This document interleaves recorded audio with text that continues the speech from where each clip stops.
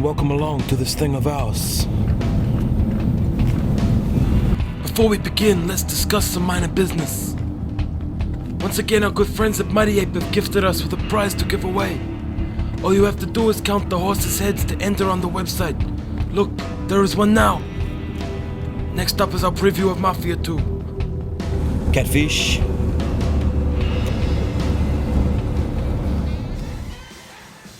Wikipedia says that Mafia II is a sandbox-style action-adventure video game, which is the sequel to Mafia: The City of Lost Heaven. Wikipedia says more than that, but as people who aren't fans of popular opinion, we decided to hit up Dan Chair for his thoughts instead. If you're after slack-jawed henchmen, silver-haired capos and everything in between, you've come to the right place. You've got the whole gamut really of mob stereotypes. You've got the guys that you've got to do favours for and they help you out later on. People who own all sorts of businesses that are designed to look legit. Car wreckers, car dismantlers, the full works. You against killing animals? How about, the human animal? From what we've seen so far, what 2K has allowed us to see, certainly there's a huge story arc there that needs to be explored. Let's keep it in perspective though. What you see is what you'll get, and when it involves mob action, it's no bad thing. You're not out there to go off and make your mark in the city as such. It's a matter of following the story through. So I think that the way that they've designed it is for the player to come away at the end of the game thinking that was a massive experience that I've just had, and it's exciting and I've really enjoyed it, and that's where the value in the game will be. The inevitable comparison with Rockstar's massive franchise will occur. There's no bowling in this one though, and it's clear that you stray from the main storyline at your own peril. Well, you can jump into a car or steal a car and then drive around town and get into all sorts of trouble. It won't last very long, the cops will be on your tail the whole way, and it detracts from the whole point of the game, which is to play it as a cinema experience. Where Grand Theft Auto 4 is sort of comedic and arcadic in a lot of ways, Mafia is much more serious. It's darker, there's less humour in it, and it's not designed to be a run around town, run over prostitutes type game at all. Had enough of random violence? 2K understand you. They've kindly included random softcore pornography as a worthy distraction for the mobster on the go.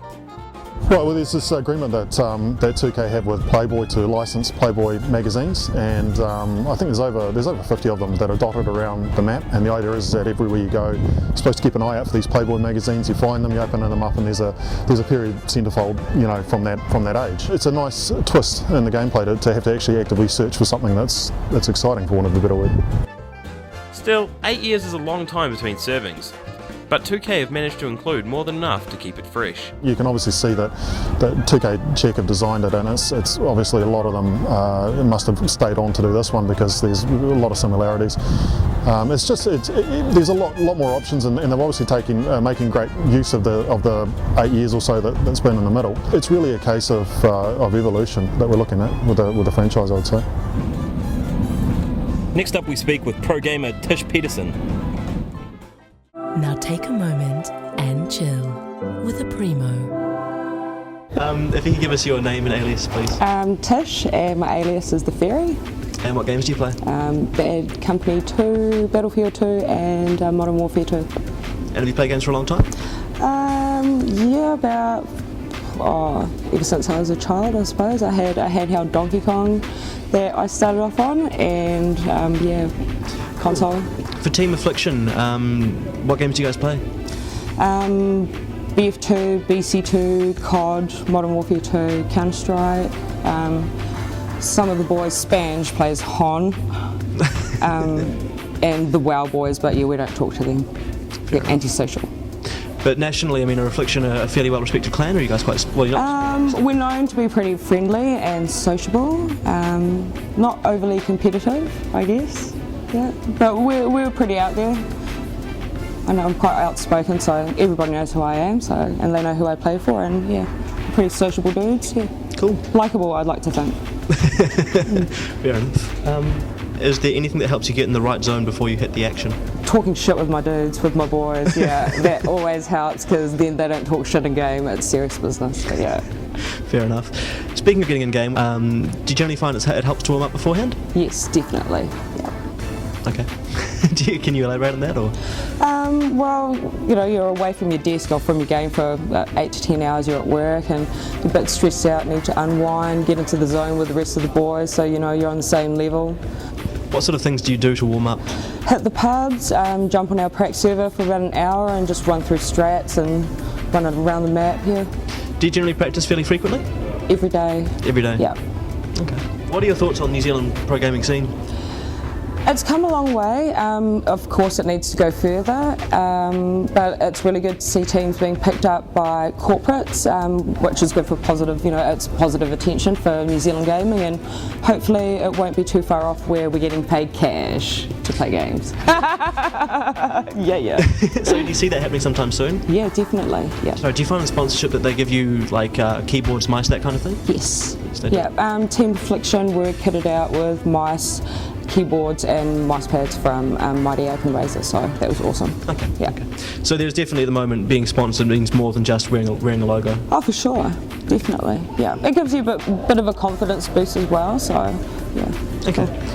Do you see the size of the professional gaming scene in New Zealand growing? Definitely, especially female gamers. Yeah.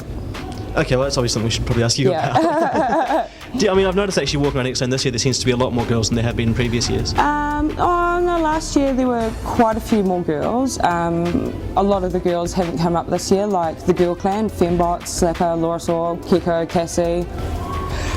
You know, they didn't come up, which was a shame. And Ladyhawk, she didn't come either. Yeah, so it was we're a bit underrepresented this year. Okay. Yeah. But in general, I mean, it has been a trend. I've been to LANs for a long time, and a trend I have noticed is there are more and more girls coming. Do you think it's becoming, I guess, more socially acceptable? Definitely, yeah. We've proven that not all girls fit the typical gamer girl stereotype, which is awesome. So, yeah. Do you find there's clans like, I think it's called the Girls or whatever? Yeah. Do you find them to be a negative stereotype? Or? Not at all. Not at all, okay. Not at all. The girls are awesome, yeah. Cool. They're like the nicest girls you could ever meet, yeah. I see stuff like that, and a lot of it seems to be fairly like glorification of the fact it's girls rather than, you know, girls who are gaming, it's we're girls. No, not really. Like, I don't know, we don't expect the boys to drop their game for us, and when we beat them, it's an awesome feeling, just like if you were a bloke, I suppose, that's bragging rights. And the fact that we can beat a bunch of dudes that have spent all year hitting on us, that's awesome, yeah. Sweet. I guess it's the boys that make more of a deal out of the fact that we're girl gamers, you know, because, yeah. How do you like to chill? Gaming. Good answer. Primo, take a moment and chill.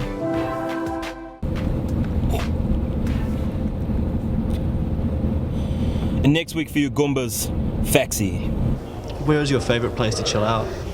Usually my Beowulf room, where I wear my Beowulf t-shirt and my Beowulf satchel, and I write my Beowulf diary.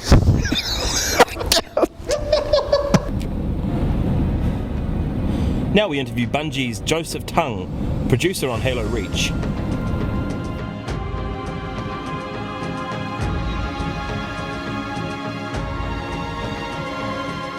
Gearing up for the release of Halo Reach in the middle of September, Bungie sent executive producer Joseph Tung down to dirty old Australasia to answer our questions and teabag our mums. Mental image. As it is Bungie's last game set in the Halo universe, they have set out to create the definitive title in the series. At the beginning of pre-production, we knew that Reach was going to be our last Halo game, so we really just wanted to make the biggest, most ambitious Halo game that we've ever made. We also knew that right away that we wanted the game to be set on Reach, wanted it to be a prequel, and wanted to introduce the world to a brand new set of Spartans. We also wanted to tell a bit more of a down in the dirt story, so you'll notice things in the game like the camera always feeling like it's held by a real person, lots of many times more particles than you've ever seen before, and explosions. We want you to feel like the plasma is really burning into the wall behind you, and the explosion when it goes off sets your ears ringing. As fans of the minimalist storytelling and engaging combat of the original Halo, Bungie's decision to pull the best elements from arguably the best title in the series is one that we welcome. Reach really it's the culmination of 10 years of experience working on Halo games. We've got guys on the team who have been there since before Halo 1. And really all of that, bringing all that expertise to bear on Reach was a big goal for the project. As far as specific stuff that we wanted to look to Halo 1 to bring back, absolutely, a terrifying Covenant enemy, the elites as your primary enemy, the most agile and ferocious and intelligent enemies in the Covenant.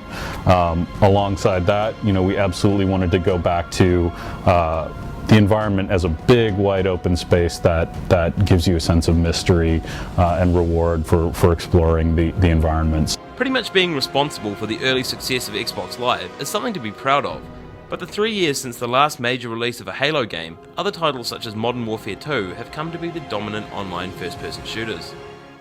Bungie isn't too big to rework an idea into something that fits their titles. Everything, no matter what you're doing in Reach, whether you're playing campaign, multiplayer, firefight, even messing around in Forge, you're earning credits, and those credits allow you to buy armor in the Halo Reach Armory. It's purely cosmetic, and that's absolutely by design. When it comes to Halo multiplayer, it's an even playing field. We sort of don't want the rich to get richer, so to speak. And if you've played 1,000 hours of Halo multiplayer, we don't want to give you necessarily the weapon that's going to allow you to be that much better than the brand new player who's coming into Halo multiplayer. Even though it's Bungie's last great Halo hurrah, they're keen to point out that Reach is a game that they want to be a fond farewell to their millions of fans, but also serve as an entry point for noobs. I think the thing that's most exciting to me is the breadth of experience that Reach offers. If you aren't a competitive multiplayer, which half of our audience is not, now you can play Firefight, and you can also matchmake into Firefight. So if you don't have any friends online at a given time, you can just jump into matchmaking and get hooked up with some people and be playing Firefight right away. On top of that, if you don't like Firefight and you just want to mess around in Forge, you can just mess around in Forge. So Marcus, our creative director, his kids get into Forge and they're just building bridges and castles and stuff in Blood Gulch, and they're playing the game in a way that I don't think anyone even in the studio thought, well, kids are going to be playing with this and building castles in Blood Gulch. So the bottom line is, for me, Reach is a game where no matter what type of mood you're in, what type of gameplay you like, there's something for you at any given time. With the belief being that Halo is bigger than Bungie, the license will pass on to other developers hoping to explore the IP. Understandably, this has left Bungie with mixed emotions. It's been an awesome run for Bungie. We are super excited about Reach. It's also a little bittersweet saying goodbye to the Halo universe. And now I think we're going to get to be on the other side of the fence and experience the franchise as fans like everyone else. So, as far as I'm concerned, we're really excited about seeing what comes next. Arrivederci, slimebags.